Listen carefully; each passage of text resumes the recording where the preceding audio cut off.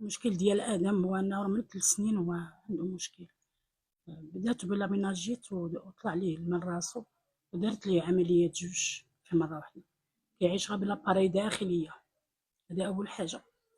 من بعدها بقيت كندير ليه كونطرول مرة حيت كان كيقرا، مكنتش كنمشي بزاف، بقينا كتجيه مرات شوية ولكن ما كنقلب ليها لاباري واش خدامة، يعني برغم هادشي كنعيش برجيلة كيخنع بها، بقيت معاه حتى ل9 كندي بعد مرات الكونطرول كيقول لي ديري واحد لي ريم وترجعيه لينا ملي يبدا يعيا شويه رجل باش يشوف الحاله تاعتو فين واصله.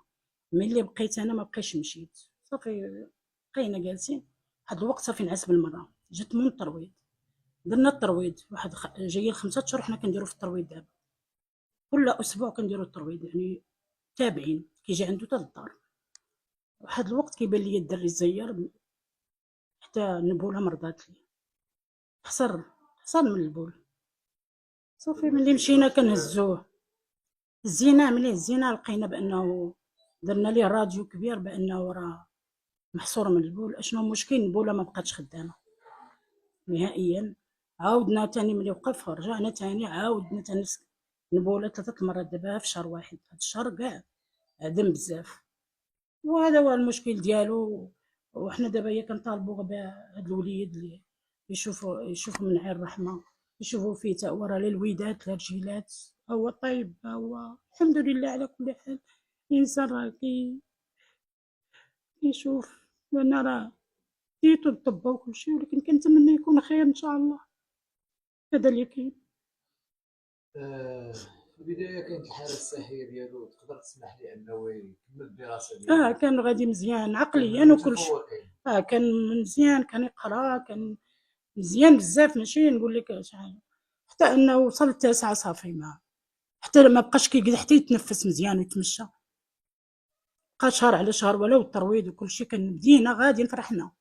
ملي تزير ليا هكا ومرض النبوله المصران بزاف، دابا عايشه بالدواء تاع هادشي، خاصنا دائما نفسوه باش يدخل الطواليت وما داخل الطواليت عليه كوش، هذا بزاف د الحوايج عندو صافي، الحاله كبرات عليا. هادشي اللي غنقول لكم. تغلبتي؟ من طبيعة الحال تغلب، لا في عقلك لا في صحتك، لا إله إلا الله، تنكابرو صافي، تتشوف فيه يوم على يوم، مرات مكينعش، هادشي اللي كاين. الحالة الصحية ديال آدم اليوم اش كطلب؟ واخويا اش نقول لك، الطلب اللي تكلف به؟ دابا خاصو ناموسية بعدا على هادشي، قال لك راه كاين معذب ولي شوية في النعسة ديالو؟ معذب، لأن كيخرج هاد الطبيعة ديال الطياب راه كلو تفزر. الطولي بوماد اللي شرينا راه ما كتار واحد الدرجة ما تتصورش. هذا الشهر حنا كنشروها كل 3 ايام، كنشرو طريطمون، حاجة ما قدات.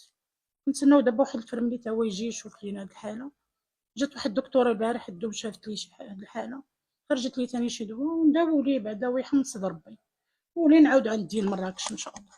رقم الهاتف بالتواصل ديالي شو أعطيه على رقمي راه عندك.